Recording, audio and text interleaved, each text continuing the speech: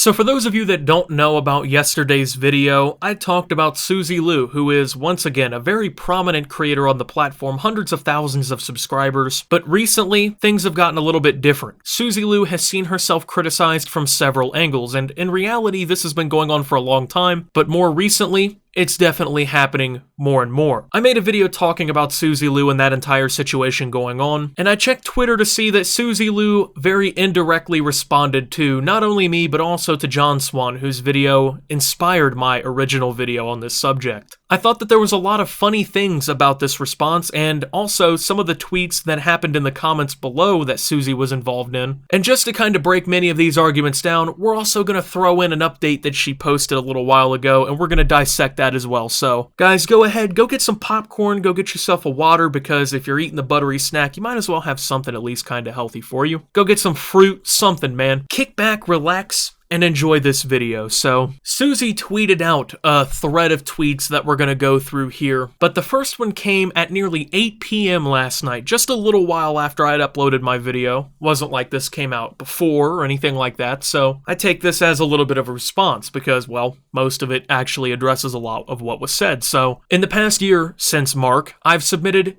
0 copyright strikes, 0 copyright claims, 0 community guideline strikes. If YouTube is taking your content down for community guideline violations, then maybe blame your content, not me. So it's pretty odd that you specify, quote, in the last year. You know that's a good point to start from because you flagged Tipster without cause literally a few days past a year ago. On March 28th, 2019, Tipster talked to an actual lawyer about fair use and whether or not it was applicable in some of the scenarios presented against Suzy Lu. And that wasn't even the original upload because, well, the original upload was taken down for a claim in harassment and cyberbullying. Simply talking to a lawyer, that's pretty weird to me, but also it's extremely easy to make the claim that you didn't file any claims in the last year, but why didn't you show evidence behind that? Why can't you show evidence behind that? I mean, I for one do find it extremely weird that someone who apparently didn't do these things can't even show their recent history of flagging on YouTube. And she can't claim ignorance because she knows how to do it. Last time that she did it was on Augie RFC's show, and it showed that she'd flagged several videos critiquing her, or, well, as she calls them,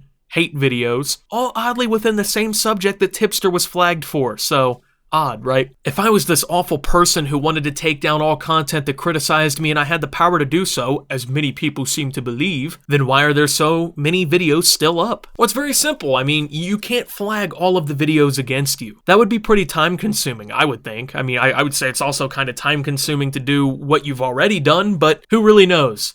And to act like you don't have the power to do so is absolutely fucking ridiculous. You've already shown us flag history before this that's proven that you've gotten videos taken down about you and criticizing you before. You were afraid to show that, I should add. They kinda had to talk you into that one, so. And then now, once again, your tweets and your big mouth come back to haunt you. I mean, this tweet was just days ago when you were teaming up with YouTube to make changes like you proclaim all over these videos, right? You say that many people seem to believe this and completely forgot that they believe it because you've provided evidence free of charge to show that they should believe that. I mean, you basically walked up to the jury and handed them the murder weapon and then said, hey, I did it with the fingerprints on everything. I mean, come on now. Maybe you should look at any content removed and ask yourself why it was removed. Ask yourself which community guidelines it violated before you blindly assume that it's false. Well, maybe you should not get offended when people criticize you and your actions and just not report content. I mean, at the end of the day, like if you could just learn to accept people saying things about you that you don't like and then move on, you would never have to file a claim. Which, I mean, in turn wouldn't lead to these videos being taken down. And I have asked myself what community guidelines that they've broken.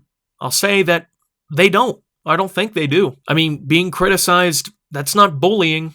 Saying that you abuse the system, yeah, not bullying. Saying that you infringe on copyright while at the same time not understanding fair use for shit, that's not bullying. You know what is bullying? Seeing people talk bad about you online and flagging them and having strikes put against their channel, even though they weren't actually breaking rules. People seem so concerned with false flagging. They're trying to make creators scared to use the features that YouTube has in place. If your content conforms with the TOS and community guidelines of YouTube, then, well, you have nothing to worry about. Claiming that YouTube only takes down videos that are deemed unacceptable is the most ignorant response I've heard about this kind of subject in a while. Especially when not even a month ago at this point, YouTube formally announced that the automated systems in place would become more prominent in policing the website due to the outbreak sweeping the planet, and that videos that don't even violate community guidelines would be taken down more frequently. Once again, even if they don't violate the rules. With that being said, you don't think this ever happened before? Like, they're openly admitting that it'll happen now when they have semi-excuses, but you don't think that this happened before, right? I mean,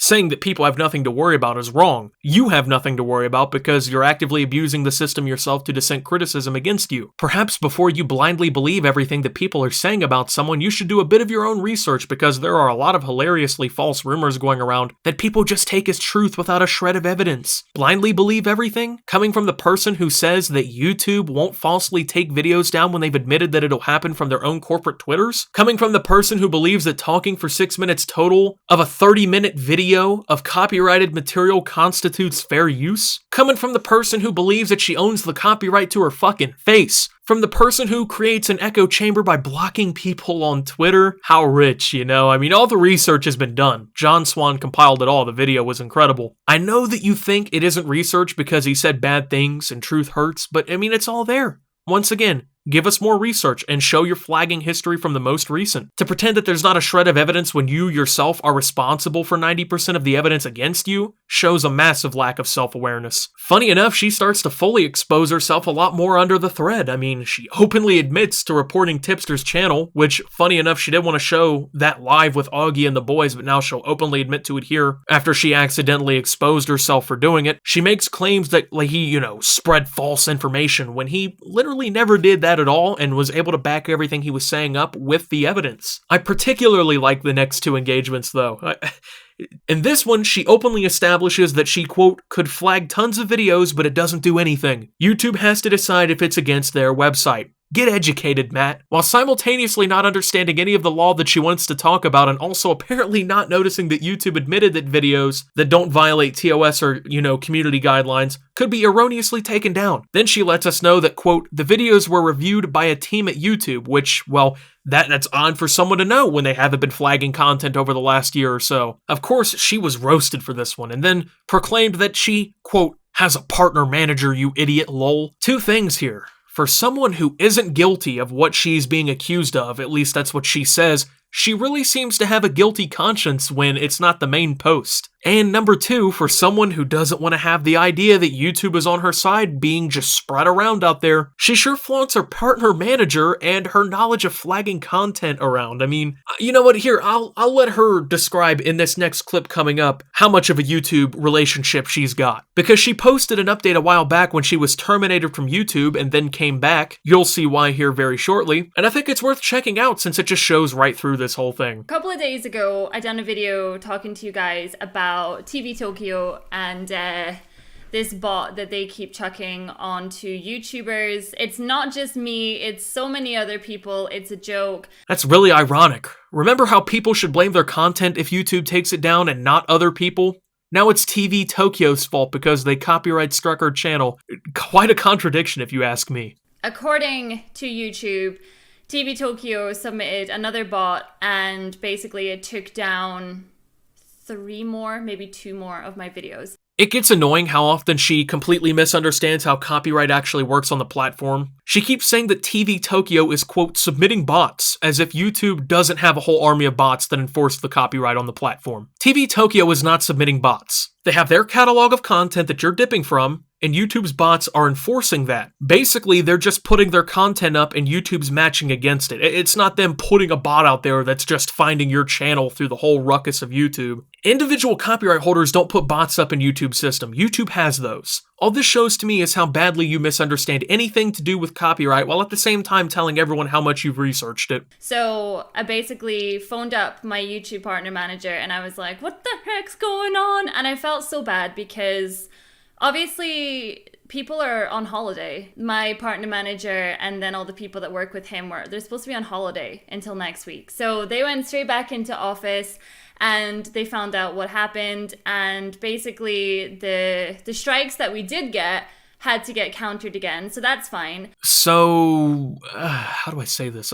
What you're telling everyone is that a bunch of YouTube employees who were on holiday for Christmas went back to work specifically for you. Which right there, I would say that that's a pretty damn tight relationship with YouTube. I guarantee that kind of situation would not happen for a channel with 150 subscribers, so Yeah, that relationship with YouTube doesn't exist, remember? But not even that, they got involved with copyright requests made against you to get you back on track. So as John Swan pointed out in his video, of course, link down below, YouTube is protected under the Online Copyright Infringement and Liability Limitation Act, also known as DMCA 512 or the Safe Harbor. To put it simply, this means that as long as YouTube agrees to put measures in place to protect copyright by having a system that they don't really interfere with in any way, they're not directly responsible for any copyright infringement on their platform. So by telling everyone that these employees went back to work for you specifically to try and reverse these claims and to mess with them or manipulate them in literally any way, not only are you telling us that you have a special connection with YouTube that can apparently be abused in at least some way, but you're telling us that YouTube has violated OSCILA or Safe Harbor. But people shouldn't believe that you can have videos taken down, right?